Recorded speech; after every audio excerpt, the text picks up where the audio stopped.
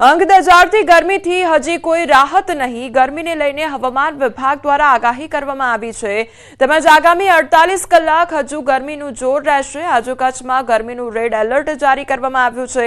બનાસકાંઠા, સાબરકાંઠા તેમજ પાટણમાં orange alert જાહેર કરવામાં આવ્યું છે। રાજકોટ, મોરબી, મહેસાણામાં પણ ઓરેન્જ એલર્ટ જારી કરવામાં આવ્યું છે। સુરત, ભાવનગર અને બોટાદમાં આજે યલો એલર્ટ। રાજ્યના 9 શહેરોમાં તાપમાન 40 ડિગ્રીને પાર પહોંચ્યું છે તો રાજકોટ સૌથી વધુ 44.2 ડિગ્રી તાપમાન નોંધાયું તો અમરેલીમાં 43.8 ડિગ્રી, ડીસામાં 43.2 ડિગ્રી, જ્યારે ડીસામાં 43.2 અને અમદાવાદમાં 42.9 ડિગ્રી તાપમાન નોંધાયું છે।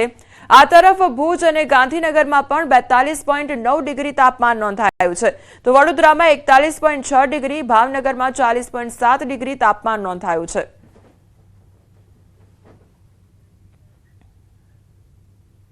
રાજકોટમાં ભર ઉનાળે પાણી કાપ જોવા મળ્યો છે। આજે 5 વોર્ડમાં એક સાથે પાણી કાપ કરવામાં આવ્યો છે।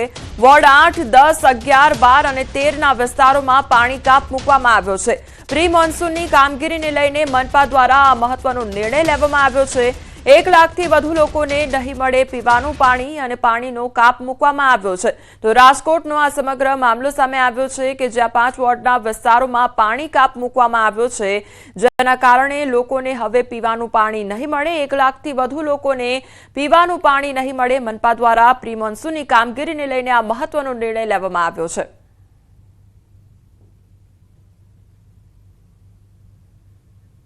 તો એક તરફ ભર ઉનાળાનો પરિસ્થિતિ જોવા મળી રહી છે અને બીજી તરફ લોકોને પાણી માટે વલખા મારવા પડી રહ્યા છે। 5 એવા વોર્ડના વિસ્તારો કે જ્યાં આગળ પાણી કાપ મૂકવામાં આવ્યો છે। 8, 10, 11, 12 અને 13 વોર્ડના જે વિસ્તારો છે ત્યાં આગળ પાણી કાપ મૂકવામાં આવ્યો છે એટલે લોકોને આજે પીવાનું પાણી નહીં મળે અને મનપા દ્વારા પ્રી મોન્સૂનની કામગીરીને લઈને આ મહત્વનો નિર્ણય લેવામાં આવ્યો છે।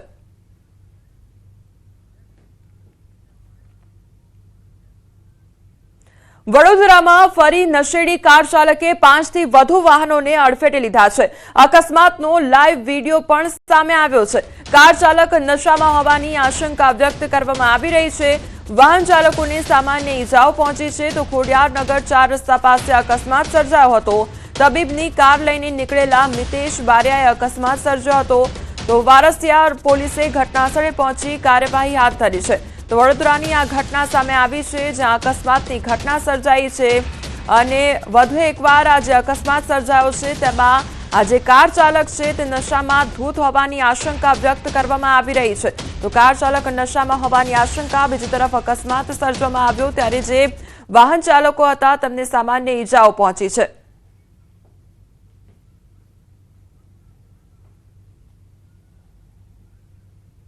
ત્યારે પાર્ક કરેલા 3-4 વાહનોને અડફેટે લીધેલા હતા અને ત્યાંથી રાહદારીમાં ચાલતા એક મહિલાને પણ એણે એક્સિડન્ટ કરેલો છે। હાલ સુધી કોઈને ગંભીર ઈજા નથી, ફક્ત સામાન્ય ઈજા થયેલાનું જાણવા મળી રહ્યું છે। વડોદરાના વાઘોડિયા 4 રસ્તા બ્રિજ પાસે અકસ્માત સર્જાયો। અકસ્માતમાં વિદ્યાર્થીનીનું ઘટના સ્થળે જ મોત નીપજ્યું છે। ખાનગી યુનિવર્સિટીમાં અભ્યાસ કરતી વિદ્યાર્થીનીનું મોત નીપજ્યું છે। પૂરપાટ ઝડપે આવતા ટેમ્પા ચાલકે વિદ્યાર્થીનીને અડફેટે લીધી। શહેરમાં અકસ્માતોની વણઝાર વચ્ચે છેલ્લા 3 દિવસમાં 3 વ્યક્તિઓના મોત નીપજ્યા છે। વધતા જતા અકસ્માતો સામે ટ્રાફિક પોલીસની કામગીરી સામે અનેક સવાલ ઉદ્ભવી રહ્યા છે।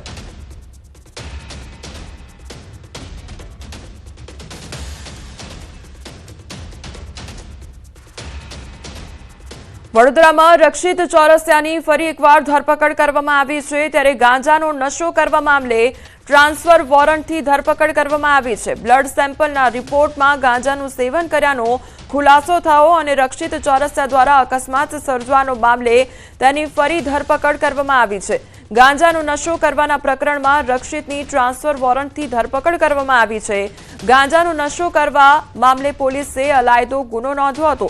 પોલીસ હવે ગાંજાના પેડલરની તપાસ પણ હાથ ધરશે।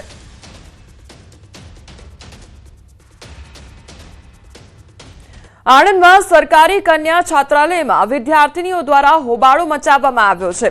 બાકરોલમાં કન્યા છાત્રાલયમાં હોબાળો કરવામાં આવ્યો છે। હલકી ગુણવત્તા અને એક જ પ્રકારના જમવાના મેનુથી વિદ્યાર્થીનીઓ હેરાન પરેશાન થઈ ગઈ છે। વિદ્યાર્થીનીઓએ કન્યા છાત્રાલયની સંચાલિકા પર ગંભીર આક્ષેપ લગાવ્યા છે। સંચાલિકા એક જ પ્રકારનું અને હલકી ગુણવત્તાનું ભોજન જમાડે છે। અનેક વખત રજૂઆત બાદ પણ પરિણામ શૂન્ય જોવા મળ્યું। વિદ્યાનગર પોલીસને જાણ થતાં પોલીસ ઘટનાસ્થળે દોડી આવી હતી।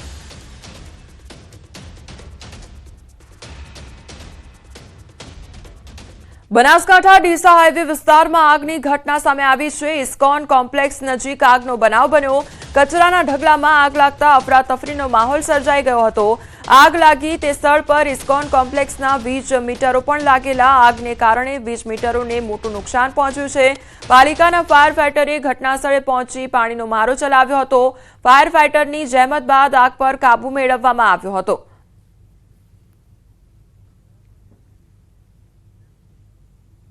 અરવલ્લી શામળાજી નજીકના ડુંગર ઉપર આગ લાગવાની ઘટના બની તો શ્યામલ વન નજીકના ડુંગર પર આગ લાગી હતી અને આગથી ડુંગર પરની વનરાજીને નુકસાન સર્જાયું છે। આગ લાગવાનું કારણ હજી સુધી અકબંધ છે। તો આગથી ડુંગર પરની વનરાજીને ભારે નુકસાન પણ સર્જાયું છે અને ધુમાડાના ગોટે ગોટા ઉપર સુધી જોવા મળ્યા હતા। બીજી તરફ આગ લાગવાનું કારણ હજી સુધી અકબંધ છે। ગોંડલના જૂના માર્કેટયાર્ડમાં કારમાં આગ લાગવાની ઘટના સામે આવી છે। તો આગ મરચાની ખરીદી કરવા આવેલા વેપારીની કારમાં આગ લાગી હતી। મહેસાણાના વેપારીની ઇકો કારમાં આગ લાગવાની ઘટના બની હતી। મરચાની ખરીદી પૂર્ણ કરીને ઘર માટે કેસર કેરી ખરીદવા આવેલ મહેસાણાના જોટાણા ગામના વેપારીની કારમાં આગ લાગી। કેરી ખરીદવા પાર્ક કરેલ કારમાં ઓચિંતા ભભૂકી ઉઠી હતી આગ। તો કારમાં આગ લાગ્યા બાદ કાર 100 ફૂટ કરતા વધુ રસ્તા ઉપર દોડી હતી।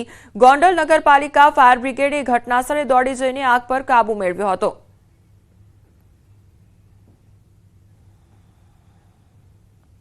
સુરેન્દ્રનગરમાં ચોંકાવનારી ઘટના સામે આવી છે। હોટલમાંથી ઝડપાયું છે ગેરકાયદેસર પેટ્રોલ। 11 લાખની કિંમતનું ગેરકાયદેસર પેટ્રોલ ઝડપાયું છે। પાકું બાંધકામ કરેલા 3 ટાંકામાં પેટ્રોલનો સંગ્રહ કરવામાં આવ્યો હતો। 3 ટાંકીમાંથી 11 લાખની કિંમતનું 1710 લીટર પેટ્રોલ જપ્ત કરવામાં આવ્યું છે। ટેન્કર, મોટર તેમજ ડિસ્પેન્સિંગ યુનિટ 3 ટાંકા સહિત 38.71 લાખનો મુદ્દામાલ જપ્ત કરવામાં આવ્યો છે।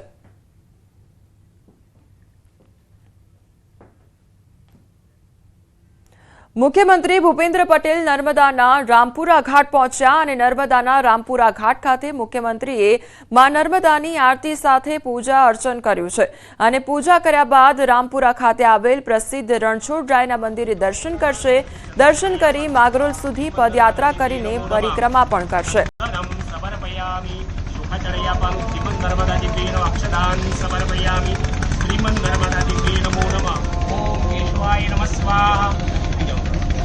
ओम केशवाय नमः स्वाहा ओम माधवाय आगे नहीं